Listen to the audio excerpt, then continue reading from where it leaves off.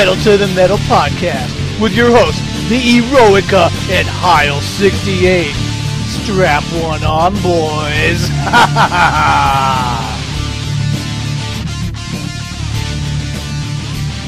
What's up, System Wars? Heil68 here. Welcome you to Pedal to the Metal number 3. As always, I'm joined by the co-host of Pedal to the Metal, the Eroica. Hello, System Wars. I hope everyone has been well since the last time we've met. Yes. And before I introduce our two distinguished guests, I want to remind everybody out there in System Wars land that if you want to join up, all you have to do is message me, Heil68, or the Eroica, and we'd love to have you on. Today's show, we have Invasion of the Sheep.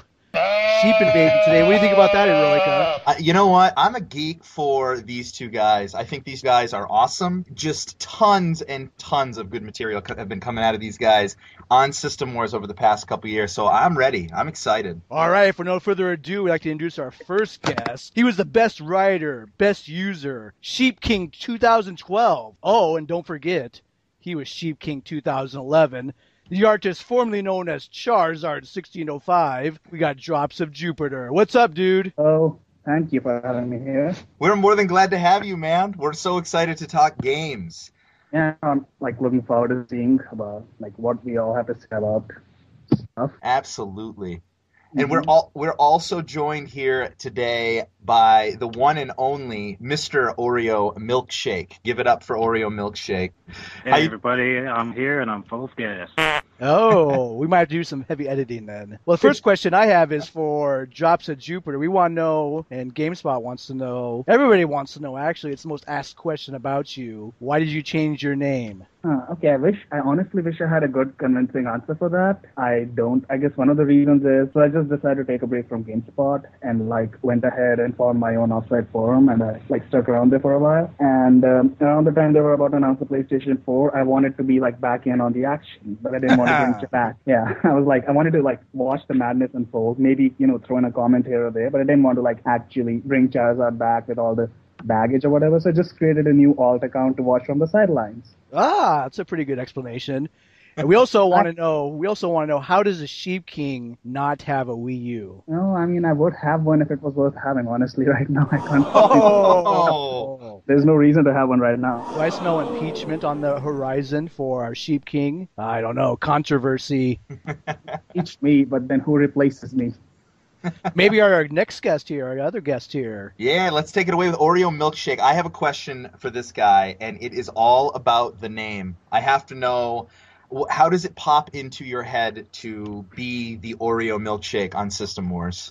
My milkshake brings all the boys to the yard. Well, actually, when I first joined, I got a job at a restaurant, and basically I was making milkshakes there. And the Oreo was my favorite one, especially if I made it. Very cool. Now, a lot of bands go through a process where they come up with a name and they think it's a good idea at the time, and then a couple years down the road, it's kind of like the bad tattoo syndrome. Do you feel that way about OreoMilkshake, or do you like representing that delicious drink? Well, ever since I got laid off, I kind of started feeling remorse, but I'm okay with it now. Milkshake remorse. Make a new account, dude. That's what I did. There you go. Just change it up.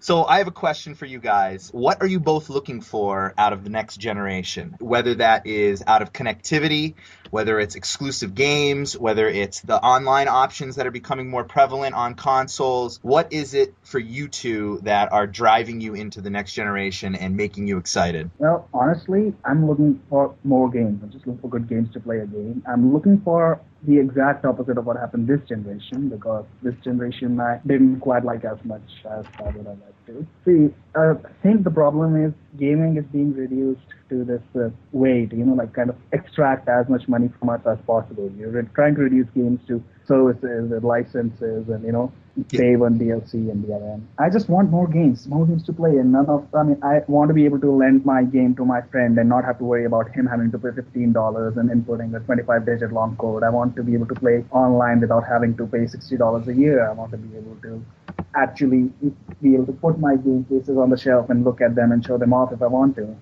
That's what I'm looking forward to. I'm looking forward to playing good games. Sounds like you're more of a fan of physical media as opposed to getting to that seemingly unavoidable age of digital distribution with video games. Are you still a big fan of buying the physical copy and putting it on the shelf? Yes, actually. I mean, if I can help it, I will always try to get the physical one. Digital, I mean, I do understand the convenience of digital, especially for handhelds, for example.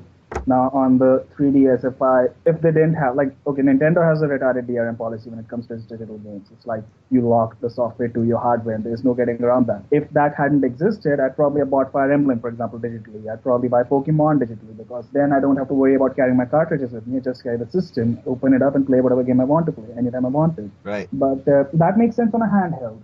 On a console right now, for example, like if you could look at my shelf, it's like adorned with all these Xbox and PlayStation games, and it just looks good seeing like Skyrim and Assassin's Creed and Mass Effect like all there. It just feels good looking at them. It's like the same reason I like books, not ebooks. I hate ebooks, I hate Kindles, and I hate anything and everything to do with them. Yeah. It's something about the physical, tangible. I think that brings up kind of a maybe it's an insider gamer type of a behavior, but I can't speak for all of you guys. Well, I can certainly speak for Drops of Jupiter, but for the other two, I mean, I love looking at my games on the shelf. I have Absolutely. like this whole hutch set up that's just filled with games from, you know, a couple generations ago all the way up to today, and I love sitting in there and counting them all. I agree. I mean, plus I got my collectibles set of mine. I think it's I just like the physical media myself. I don't think I've bought more than 5 digital games this generation, I bet. Not counting like PSN and Xbox Live, but I think I've bought just recently the Dirt 2 and what was that other game that we bought? NBA Jam. NBA Jam. So I love physical media. How do you feel about Oreo? Do you have any qualms about going to digital distribution, or are you cool with sticking with your hard copies? No, I'm all physical because it's mostly about saving money. That's the main thing. So in a service similar to like Steam, where Steam is running, you know, sales left and right, or even like the sale we saw on Xbox Live last week, where I don't know, 9, 10, 12 games were $5 or less. You still think that it's more cost efficient to go physical copy as opposed to digital? Absolutely, because eBay mostly. That's a good point. So what about you? We should ask you the same question we asked Drops of Jupiter. What are you looking for, Oreo, as far as current generation of games with the Wii U? Connectivity, exclusive games, more online options. What are you looking for? Well, for me, it's all about the games. Everything else is just the plus, like the Miiverse and I love Miiverse. And just seeing all the art on it, it's amazing. No, Miiverse is actually pretty cool. It's like this entire online forum on the Wii U, and you get to share like screenshots and tips and everything. It's pretty cool. It's all there right on the system, and people can talk to each other and help each other out. It's pretty fun. Some of the artwork's really amazing what they can do with the stylus and no colors. It's pretty amazing if you guys haven't seen it. So what do you think about like what PS4 and Sony showed on the 20th, last February 20th, as far as their potential and showcase their online features of sharing media, sharing parts of the game, videos to your friends? Do you think that's their answer to Miiverse? I think that's the answer to Xbox Live, honestly. You think it's similar to Xbox Live? No, I think, okay, so the way I look at it is Nintendo kind of exists separately, independently, outside of Sony and Microsoft. Mm-hmm.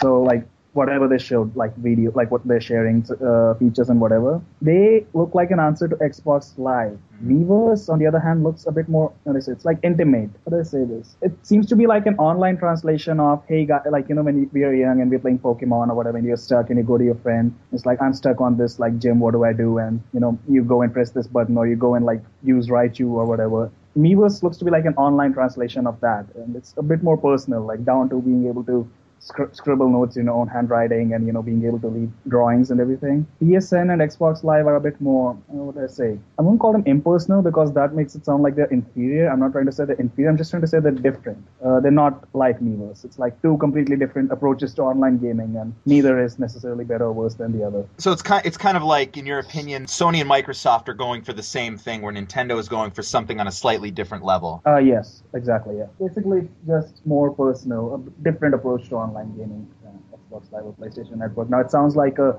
PR kind of answer, but no, but I mean, I can see what you're saying, and I don't have any firsthand experience with Miiverse yet because I don't own a Wii U.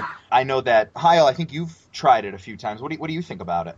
I liked it. I felt it was kind of fun when I finished what I thought was a slightly tougher level in Super Mario Brothers. I felt kind of satisfied with that, so I posted a screenshot and then I passed it in one try, which I did. So, and then I got some people that is it liked on it? It's not like, what is it called? Yeah. Yeah. Yeah. So that was pretty cool. But the artwork is amazing though. Some of the people are doing for like Batman, Call of Duty, and like they said, Zelda is.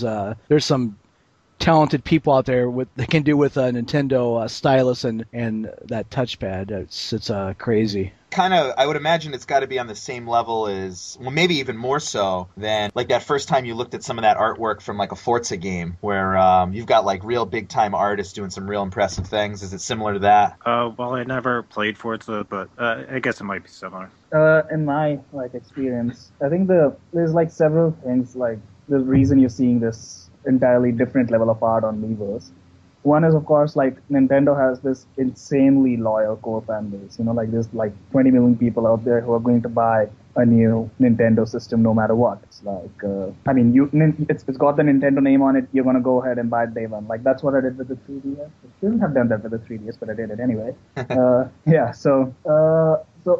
there's all these people who grow up on Zelda and Mario and, Metroid and Star Fox and whatever. And so, like, there's that. So when you're growing up, you want to kind of go back on that. And the second thing, slightly more controversial than the first point, is that Nintendo includes this maybe it was a cost-saving measure, but it's not a capacitive touchscreen. It's like a resistive single point pressure touchscreen, which is more conducive to drawing and accurate, detection of your styluses and whatever than a capacitive touchscreen would be. So the level of artwork you're seeing here, you probably won't see on, say, a PlayStation Vita or even, Microsoft's Smart Glass for the Xbox. You're probably not going to see it there, simply because a resistive touchscreen is more like a pen and paper setup than a capacitive touchscreen is. I shot IM to the call if you want to open that up, Eroica, and see what some of the people are doing. It's pretty amazing. Oh yeah.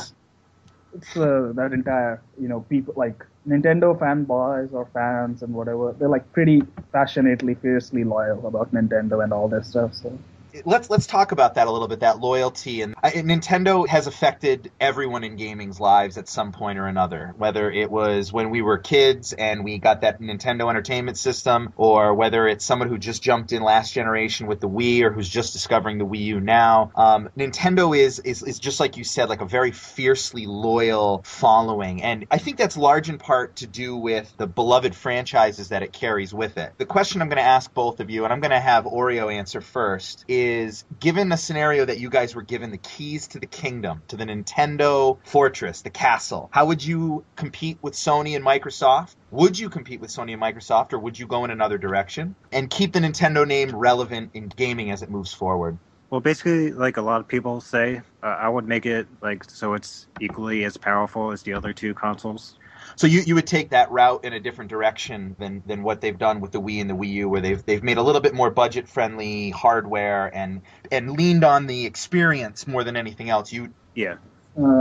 Okay, so I think usually the way I look at it, the way I explain it to people whenever I'm asked about what Nintendo should do, whenever we're discussing these, I point to two instances. There's the DS and the PSP, and then there's the 3DS and the PlayStation Vita. So the DS was so comically outdone by the PlayStation Portable in terms of specs and hardware power and everything. That there was some things that it simply could not do. You simply could not have a proper 3D world game, polygonal 3D world game on the DS, no matter what you wanted. I mean, I know you have Super Mario 64 DS and you have Metroid Prime Hunters, but mostly it's not like, say, Grand Theft Auto, Liberty City Stories, or Metal Gear Solid Peace Walker. You just can't do that on a DS, no matter what you want to do, no matter how much you try. On the other hand, you have 3DS with the PlayStation Vita. Now, this is a bit more interesting situation because I think if you look at it in terms of numbers, the 3DS might actually be more outpowered by the Vita than the DS was by the PSP.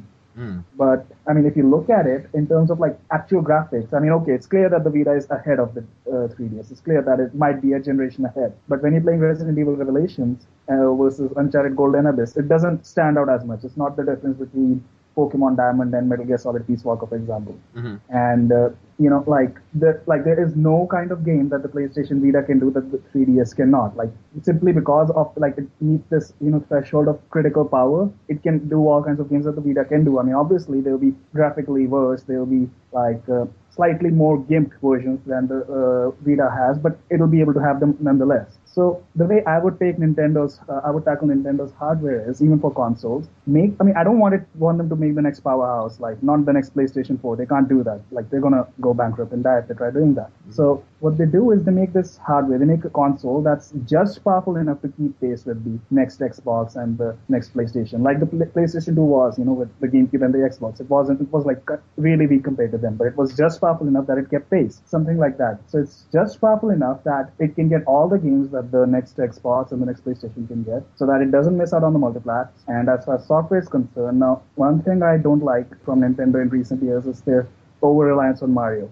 Almost every month they release at least one game that stars Mario. Now, I mean, I know I don't have to buy them. I know, I can ignore them if I don't want them. But then the problem is when they're releasing a Mario Golf and a Mario Tennis and a Mario Party and like a Mario, I don't even know, like there's so many Marios at this point, and they're releasing those. I'm not getting my new Metroid. I'm not getting my new F-Zero, and I want a new F-Zero. I want a new Metroid, and I understand that as a business they're going to make what's the most profitable. But the only reason that, for example, F-Zero or Metroid have, let's call it, withered on the vine so far is because Nintendo hasn't handled them correctly. If they did, they'd sell. And like Metroid Prime was proof. It sold 4 million copies on the GameCube, and the GameCube didn't sell anything if you think about it. Like the GameCube sold, 20 million units worldwide, so it sold like 1 in 5 GameCube owners had Metroid Prime. If you handle your franchises right, you're going to sell them. And Nintendo needs more diversity in its portfolio. It has the diversity, it's just not utilizing it. So bring back Metroid and bring back F-Zero, Star Fox, I don't know, some of the old forgotten franchises like Star Tropics. Everybody says they could bring back Star Tropics and make it an Uncharted competitor. I don't know if they could do that. They should do that.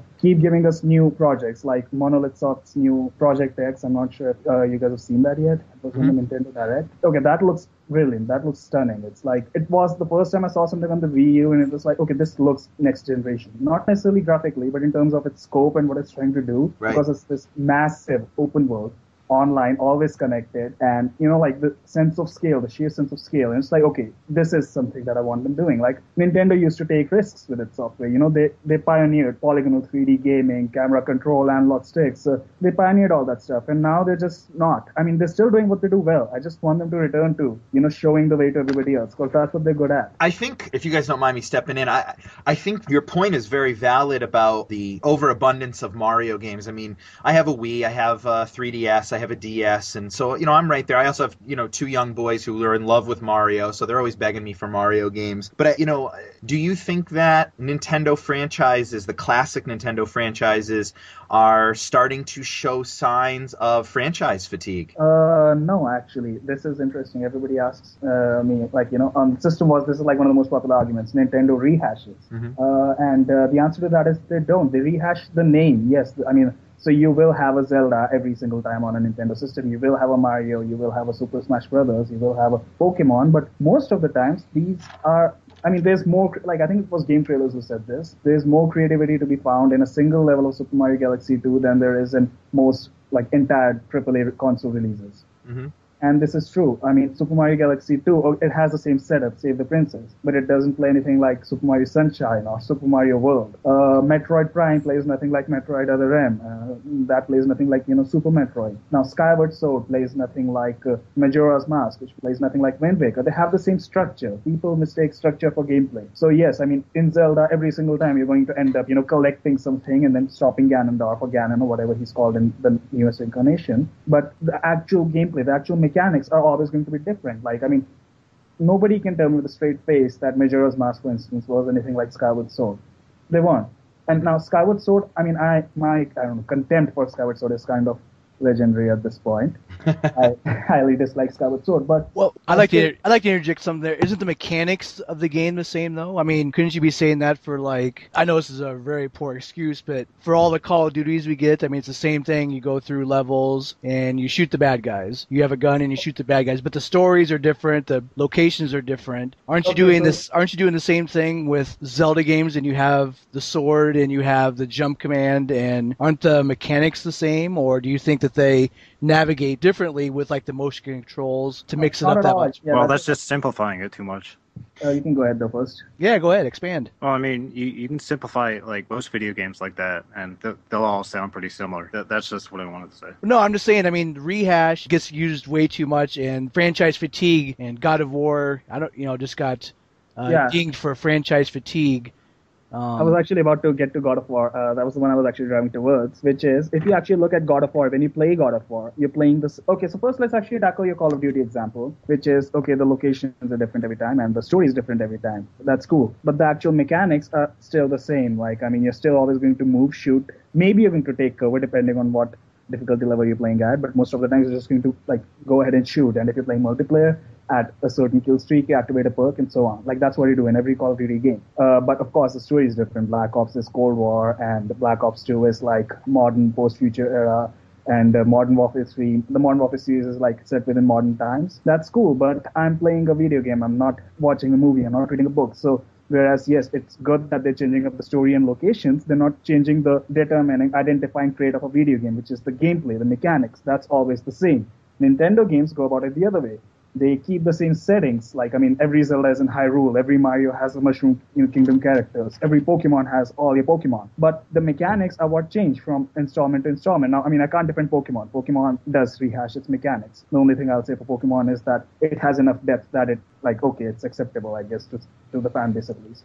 But looking at Metroid or Mario or Zelda or even Star Fox, they do change things up. The actual mechanics change. Now, Skyward Sword, for instance, is, I mean, motion controls. They completely change your actual mechanics. They completely change how you play the game, how you approach the game. Majora's Mask, completely different. I mean, yes, you have walk and you have auto jump and you have sword fighting, but that's not the point. The point is using the masks to transform yourself to solve the puzzle that the game gives you. Okay, what about Mario Kart then? Mario Kart is a racing game. There's only so much you can do with a racing game. So the next Mario game, the King of Sheep has given his blessing to call the next Mario Kart a rehash and franchise fatigue. Is that correct? No, because in spite of all of this.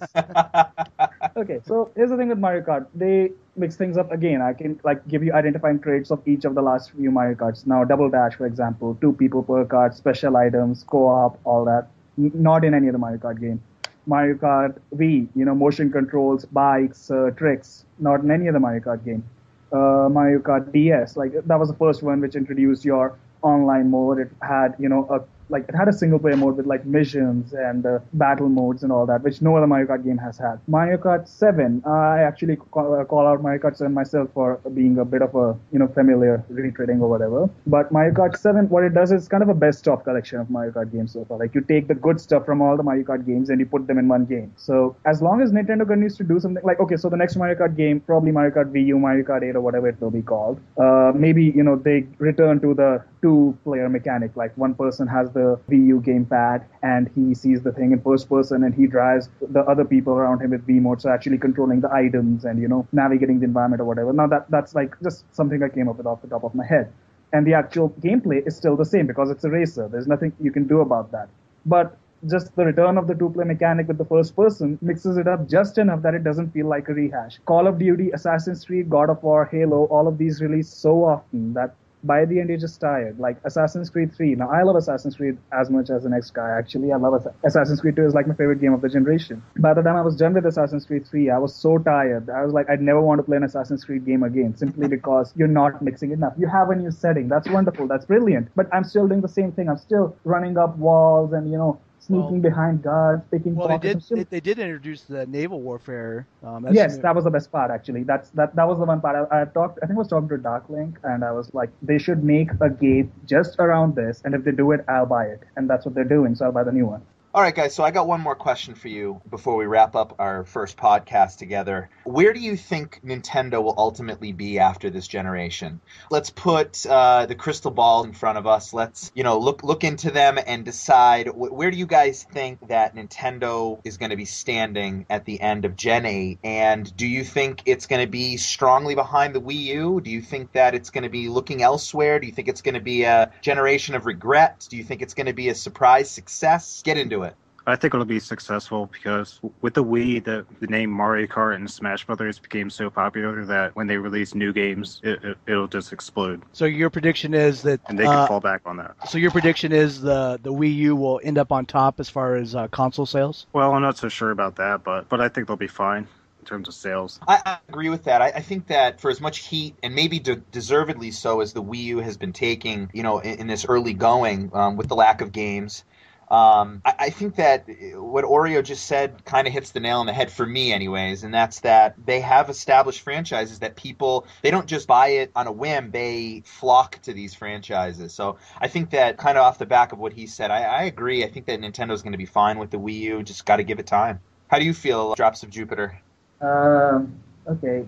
I think the Wii U will do fine. Let's remember, even the GameCube was profitable for Nintendo and sold, again, 22 million units worldwide. So I see the Wii U being ultimately making Nintendo money in the long run. And when Nintendo systems aren't doing well, they tend to put all the weight behind them. They tend to give you so many games to play that it's insane. The Nintendo 64, the GameCube, the 3DS, when they're not doing well, they give, kind of put all the weight behind the system. I see them giving us lots of games to play on the Wii U simply because the Wii U is outclassed by its competition in every other way.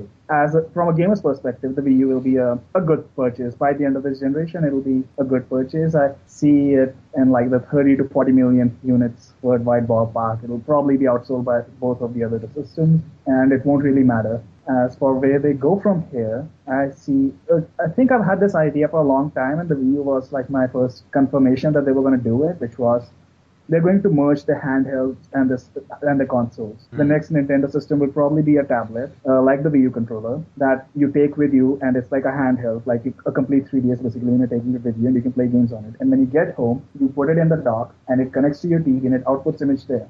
And you can play it there. So it's going to be one system. The fact that they just unified the handheld and console development units kind of confirms that. The Wii U they probably tried doing that with the Wii U, where it was too cost prohibitive, so they didn't do it right now. But that's probably what they're going to end up doing. We need to remember that way they have only one system to produce games for. Right now they're spread too thin. They have to support two systems pretty much all by themselves because third parties won't. And again, Nintendo gets handhelds. It really doesn't get consoles, honestly, as far as I'm concerned. Like the last Nintendo console that could be wholeheartedly, without reservations, be recommended to anyone was what? The Nintendo 64. That was 20 years ago almost. I got a question for you two before we end this segment too. With E3 coming up here, and undoubtedly we'll probably see the next Xbox iteration coming out along with the PS4. We know the PS4 is releasing this fall, and I want to thank the Sony gods for that. Thank you. Oh God. Thank you, Sony. Do you guys feel that Nintendo's gonna drop the price like $50 for the console, or are they just gonna ride out through the holiday at $349 and $299 the current prices? Or they're not going to drop the price before they release their big games this holiday. Yeah, actually, I agree with that. But even with the 3DS, they didn't drop the price until like Super Mario 3D Land and Mario Kart 7 were like ready for release, like just a few months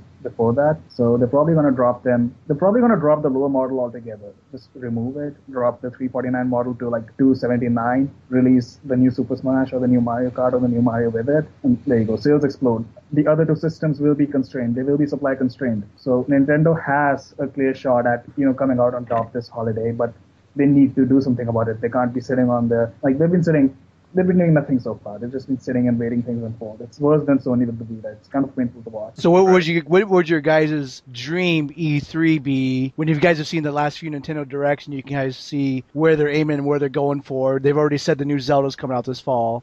What surprises do you think they will have at E3? New Metroid Prime? I don't know. Retro's new project mostly is what I think is going to be the big selling title.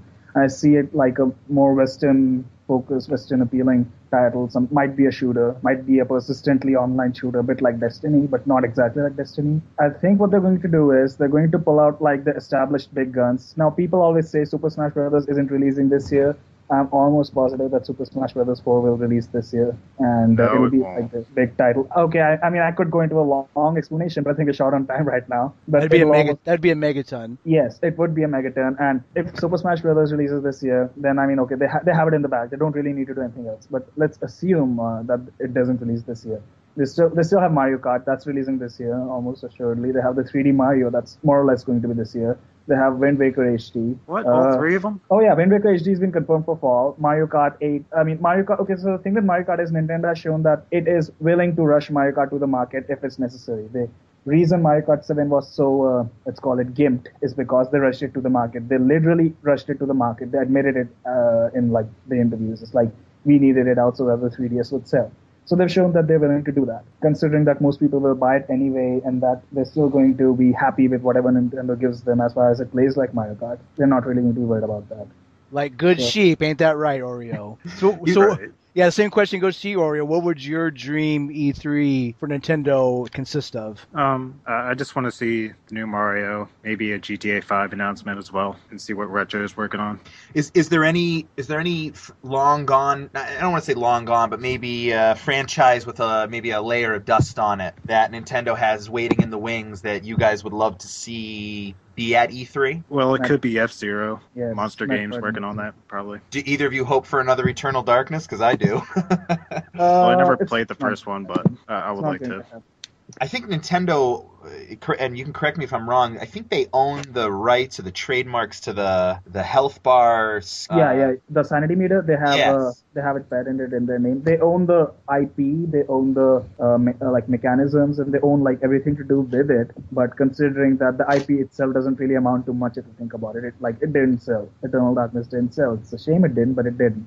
I can see them utilizing the meters in like say a Wario game or something. You know, a sanity meter in a Wario game would be fun.